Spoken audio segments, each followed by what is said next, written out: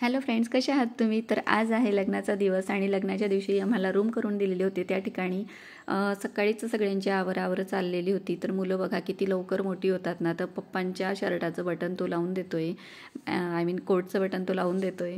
तर खूप छान असं वाटतं ना. असं मुलं मोठी झाली की लक्षातच येत नाही कधी मुलं मोठी होऊन जातात ते. सगळ्यांची इकडे आवरावर चाललेली होती. माझ्या जिजाजी देखील ते रूममध्ये आवरत होते एका बाजूला. नंतर चला म्हटलं आपल्या सोनपर्यंत आवरून झालं का बघूया म्हटलं. तर इकडे हा बहिणीचा मुलगा आहे आणि त्याचा कोट घालायचा बाकी होता. तर त्याला म्हटलं कोट घाल, असं नाही यायचं. तर चाललेली होती मजा मस्ती आमची आणि इकडे मुलींचं आवरणं चाललेलं होतं. एकीचं लहान बाळ होतं म्हणून जरा ती गडबडीत होती.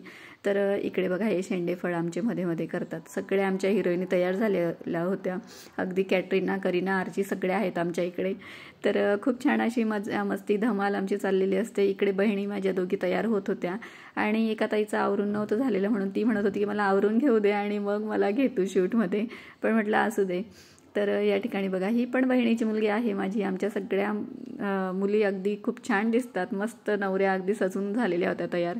नंतर हॉलमध्ये आलो आणि मस्त इथे तयारी चाललेली होती. हॉलमध्ये सगळे पाहुणे मंडळी जमलेली होती आणि नवरदेव नवरीची वाट बघत होती. नातेवाईक जमलेले असतात, गप्पा गोष्टी, खूप दिवसांनी आपली भेट होत असते. तर म्हणून अशा लग्न सोहळ्यांमध्ये गेलो की लांबचे जवळचे सगळे नातेवाईक आपल्याला भेटत असतात आणि खूप मजाही येते. आनंदाचा उत्साहाचा हा सोहळा असतो. या ठिकाणी बघा आता नवरदेव नवरींचं आगमन झालेलं आहे. मस्त असा उत्साह होता दोघांमध्ये. नवीन आपल्या आयुष्याच्या सुरुवात करणार होते ते, आयुष्यातील नवीन वाटचालीसाठी त्यांना आपल्याकडून खूप शुभेच्छा. आणि चाललं होतं असं सगळं. तर या ठिकाणी वरात वगैरे आलेली होती. नंतर लग्नाच्या तिकडे चाललेली होती गडबड आणि इकडे आम्ही हे रुखवताचं सामान बघत होतो. खूप छान असं सामान तयार केलेलं होतं ताईने आणि मस्त असं सजावट केलेली होती. त्या ठिकाणी सगळ्या वस्तू होत्या, सप्तपदी होती, खूप छान छान वस्तू अशा डेकोरेट म्हणून ठेवलेल्या होत्या डेकोरेशनला आणि खूप छान वाटतं असं. हे बघा या ठिकाणी पण अशा वस्तू ह्या द्यायला लागतात. ही इकडची पद्धत असते आपली खानदेशातली. हे सगळं घरीच बनवलेलं होतं ताईने. बाकीच्या ज्या वस्तू त्या बाजारातनं देखील आणलेल्या होत्या, बाकीच्या घरी बनवलेल्या होत्या.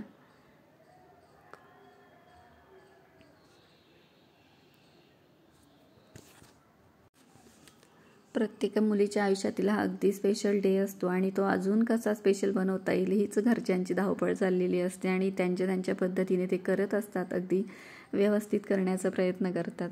त्यानंतर आम्ही इकडे जेवणासाठी आलो आणि जेवणामध्ये खूप छान छान असे मेनू होते. पोटभर मस्त जेवण केलं आणि जेवणासोबत मठ्ठा देखील होता. खूप छान वाटलं. नंतर ह्या ताईला व्लॉगमध्ये घेतलं तिची तयारी झाल्यानंतर आणि आमच्या गप्पा गोष्टी आणि जोक्स चालूच असतात. तर फ्रेंड्स, हा व्लॉग तुम्हाला कसा वाटला मला नक्की कमेंट्समध्ये सांगा. भेटूया पुढच्या व्लॉगमध्ये. तोपर्यंत बाय.